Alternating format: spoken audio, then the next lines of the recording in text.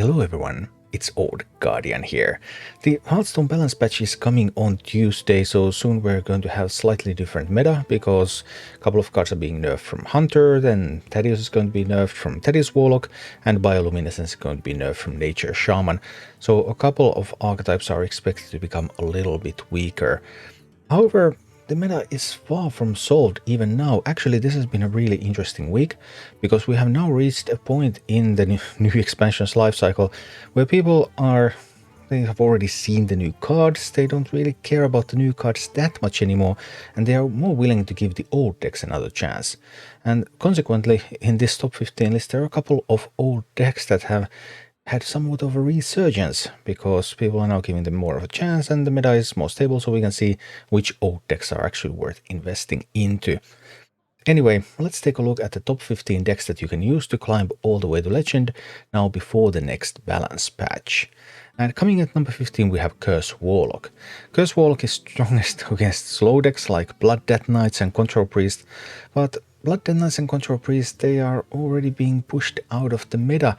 They are not doing very well. Actually, both have dropped from the top 15 list for this week. So Curse Warlock, while it still stays there, partially also because it has a good matchup against Outcast Demon Hunter, it just has exactly the right types of tools to answer that. But it also has a number of weaknesses, and meta is starting to become less and less favorable for Curse Warlock. Still an okay deck, but not exactly a top option. And at number 14 we have Undead Priest. Undead Priest is the current strongest priest archetype. Control Priest is just a little bit too slow for the current meta. Undead Priest, especially when using Amantul, the best card in this deck. As amazing as it is because it's a lot more expensive than any other card in the list. But Undead Priest can still get on the board, push for face damage, push for that victory, and then have Amantul as the final thing to seal the deal. And in the introduction I mentioned the rise of some of those old archetypes, and here is the first one, Outcast Demon Hunter. Relic Demon Hunter is still okay, it's still at around 50%, but it has become weaker because slow decks are becoming weaker. Relic Demon Hunter doesn't have stuff to prey upon anymore. Outcast Demon Hunter is currently the strongest Demon Hunter archetype, and well, Outcast Demon Hunter has not seen any evolution during the current expansion. This is still the list from Festival. Not a single new card. Feller into Forgotten, Halveria Darkraven, Hawkstride Rancher, and a couple of other epics just carrying the archetype, and it's still doing well. Now that people have already played with the new cards enough so that they want to give old cards more of a chance, Outcast Demon Hunter has emerged as one of the best decks. At number 12 we have Rainbow Mage. And Rainbow Mage, currently especially on the climb to Legend, you want to play lists that don't run Solid Alibi. Solid Alibi, strong against Nature Shaman for example, but Nature Shaman's stock is not rising, and especially it's not going to rise after the balance patch because Bioluminescence is going to be nerfed, so it's a good time to get adjusted to a non-Solid Alibi Rainbow Mage lists. As for the other cards, this list is running Lady Nasiar. I'm not very happy with Lady Nasiar. Lady Nasiar is consistently one of the weakest cards in the list, but I'm also not too thrilled about Norganon. Norganon is also among the weakest cards in the list, so there's still some room here. Neither of the legendary choices is ideal, but both of them are fine. I mean, you can play this list with Norganon instead of Lady Nasiar if you wish. The difference is minor. Right now, maybe Lady Nasiar has a slight advantage. And at number 11 we have Nature Shaman. Nature Shaman has had more sizable effect on the meta than its position would imply, because Nature Shaman, together with Rainbow Mage and I guess Drum Druid, these very heavy spell-based decks have made Speaker Stomper a deck card that many people are using. Although right now the statistics are showing that Speaker Stomper had its moment. There was a moment in time where these spell decks were so incredibly common, Speaker Stomper was actually a good inclusion in your lists, and now that time has started to pass, and maybe you should consider cutting that away from your list again, because simply the trail of that card on the ladder means that these types of decks are being played a little bit less, and then it becomes unfeasible to run that deck card again. So that's how the meta ebbs and flows. Anyway, Nature Shaman, pretty much the same list as last week, now running just one Carving Chisel in order to run 2 copies of Turn the Tides, so a minor change there, but not much has changed. Obviously, bioluminescence is going to be nerfed in a few days, which means that you probably don't want to craft this right now, because you don't know how it's going to turn out with the weaker bioluminescence, probably not too well. So if you have it and you want to play it right now, yeah, you can do that, but don't craft this right now. And actually, Nature Shaman isn't necessarily even the strongest Shaman deck in the game at the moment, because especially in the climb to legend, you would rather play Totem Shaman than Nature Shaman. Nature Shaman has an edge over Totem Shaman in very high legend, where the meta is a little bit slower and Nature Shaman is able to shine a little bit more, but especially on the climb, the meta is a little bit more aggressive. Nature Shaman is doing weaker than Totem Shaman, and you can just blast in with totems.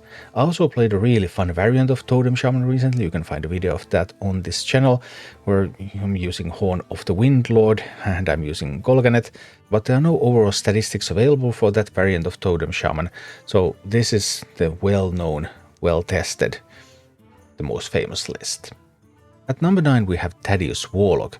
Thaddius Warlock's main ticket to fame is its great matchup against Hound Hunter, and Hound Hunter is super popular.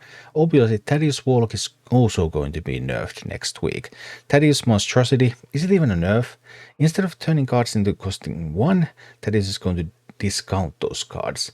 So there might be new Thaddius lists that will emerge that will use cheap cards and then Thaddius to make those cards free, but those lists are not this list. This list relied on Thaddius making cards cost 1, and that's not going to happen anymore. So yeah, you really don't want to craft this one right now. But of course, if you have it and you meet a lot of Hound Hunters, which you may meet many of on the climb to legend, then this is one of the good options to counter those. Number 8, we have perhaps even stronger counter to Hound Hunter though. This is actually the archetype that I played to Legend. I played a budget version of this to Legend this season. No Topior, no Estalor, no Widowblood Seaman. But anyway, if you have the full list, then by all means it's a great deck. One of the best counters against Hound Hunter, and doesn't share the baggage that Thaddius Warlock has. So Drum Druid, you just aim to ramp up, get a great board of those Drum Circle Treants, and then boom, win the game. If you get the board before the opponent has access to the hard removal, even in case of like something like a Control Warlock deck, if they can't get to the hard removal by the time that you have your board, I guess they died. So that just happens. Drum Druid still doing really well, although there has been some evolution. In that Treant Druid is now competing evenly against Drum Druid, which didn't used to be the case. Drum Druid used to be the clear better performer. Treant Druid seemed to be a little bit fading, but now Treant Druids that run Disciple of Ionar and run Drum Circle, so that they still have access to that very explosive turn.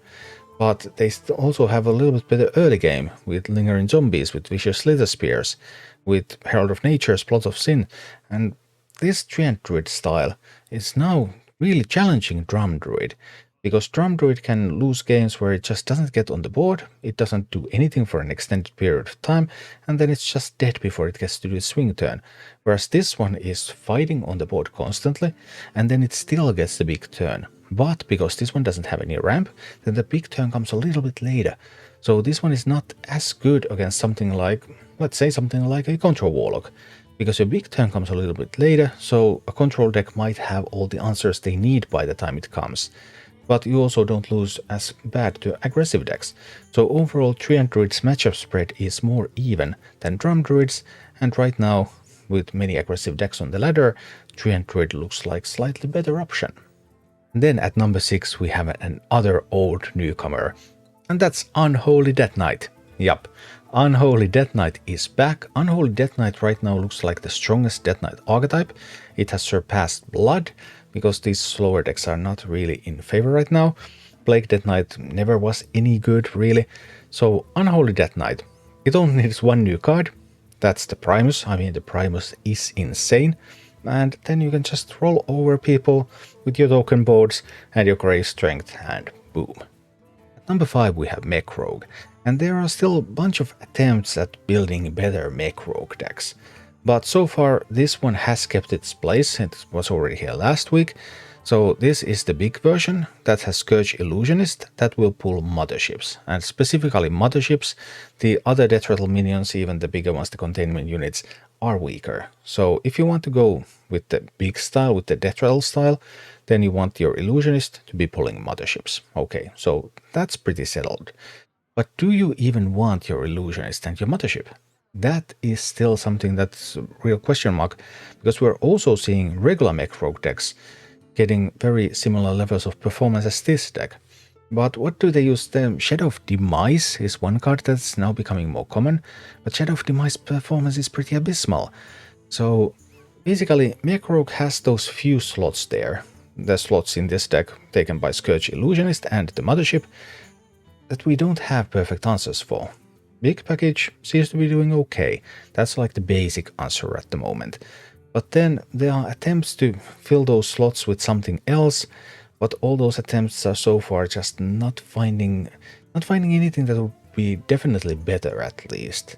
But there's still room for improvement, and I think a non-big Mech Rogue could still see a comeback and replace this style. Because there's not that many big minions in this big Mech Rogue, I'm not even sure if the name big means anything. It's just basically used to demarcate between the ones that run Scourge Illusionist and the ones that do not. But either way, Mech Rogue is still a contender, and still something that can be done to make it better. Number 4, we have Pure Paladin, and this is the exact same list that I showcased last week, and I'm still not completely happy with this list, especially that Astral Serpent performance seems to be pretty weak. So what I already said last week, there is room for innovation in Paladin. And this Pure Paladin deck, it's doing great. It's a wonderful deck, but it could be even better. And as a matter of fact, over the past couple of days, there has been a little bit of innovation in Paladin that I am really curious about, that could result in something new. But that's not pure, because Token Paladin has returned. Token Paladin runs cards like Tour Guide and Hawkstrider Rancher, and then lots of tokens. Then you have the Crusader Aura, because Crusader Aura is totally bonkers, and you can make use of Magatha, and you can make use of Amitus. Amitus is still a strong card, especially in a token deck. I mean, Amitus is also sort of a bloodlust. So yeah, Token Paladin has taken the ladder by storm, and I'm super interested to see how this is going to turn out. It doesn't have a big sample size yet, but the win rate that it currently displays is so totally bonkers that it has got to be one of the best decks in the game right now, even taking into account the margin of error of its current sample size. So I don't have really good matchup knowledge yet about this deck, but if you want to play something a little bit new before the new patch comes, and you have also thought that, hey, Paladin could use with some improvements, Token Paladin just could be a deck. And then, as always, the top 2 spots are reserved for Hunter decks. However, there has been a change also over the past few days when it comes to Hunter performance. Hound Hunter is a wonderful deck. There's no problem with Hound Hunter. It's just a pile of super strong cards, and it keeps performing admirably. Although it has a couple of weaknesses, especially Drum Druid and Thaddius Warlock, but still a great deck. However, there is one new twist to Secret Hunter that is making Secret Hunter perform even better. And this is currently the best performing deck in the game. It's a Secret Arcane Hunter. Hey, we have seen Arcane Hunters before, so what's up with that? However, this has ditched some of the cards, like the card that draws an Arcane spell and buffs it, and has added Ancient Krakenbanes. So this version of Secret Arcane Hunter is a little bit more phase-oriented. You're able to push damage a little bit faster than before, and then you still have Agramar and Starstrong Bow, of course, the main damage dealers. You have your Arcane buffs. Arcane buffs mean that you get board clears, you get rush minions on the board, and you also get some phase damage with Arcane Shot, with Ricochet Shot. And now the addition of Ancient Krakenbanes means that the deck is even more explosive, and that seems to be a key innovation that pushes Secret Arcane Hunter to be the best deck in the game. Okay, Hunter decks are going to get nerfed, both Hound Hunter and this. Hound is getting nerfed, and Costumed Singer is going to be turned from a 2-1 into a 1-1. Is that even going to be enough to stop Hunters? Then there's the buffs coming. Buffs, well, maybe we'll see. Warrior is looking somewhat scary and stuff, so there might be some answers coming, but yeah, This seems really, really strong at the moment, and the best deck in the game to climb all the way to Legend before the next balance patch. Thank you for watching. Click like and subscribe if you enjoyed this, and a special thanks to all of my Patreon supporters, YouTube members and Twitch subscribers who make all of these videos possible.